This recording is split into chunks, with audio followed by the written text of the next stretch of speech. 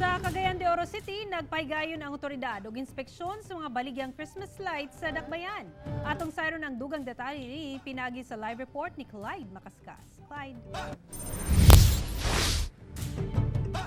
Sara ka na sa tinguha aron maluwas ang publiko sa mga substandard nga Christmas lights nga posibleng ginabaligya karon sa merkado. Magkalingaw og siyadang tan-awon apan kung substandard ang imong mapili, posibleng sunog ang mapadulngan. Busa kagainang buntag sa hiniusang pwersa sa Department of Trade and Industry ug City Price Coordinating Council. Unom ka mga dagkong tindahan sa syudad nga kapamaligyag Christmas light ang gipang inspeksyon. Usa-usa nga gitan-aw sa mga otoridad ang packaging ug kalidad sa mga Christmas light.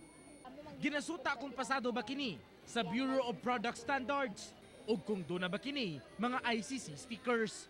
If ever man, I also encourage mga konsumante kung walay sticker, dayon pwede gid mo mangutana nga nang wala man ni sticker, na ba may certification.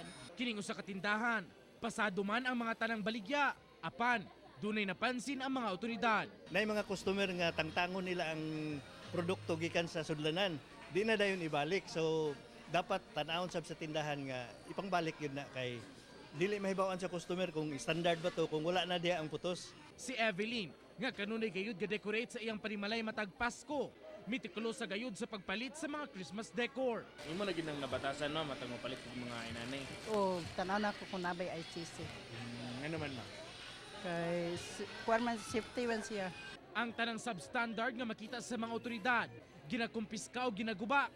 Samtang dakong multa ang naghulat sa mga establishmentong masakpan. Maximum of 5 million. Dako ang penalty niini. So dako nga tindahan, dako capitalization, musaka sa pangyang penalty.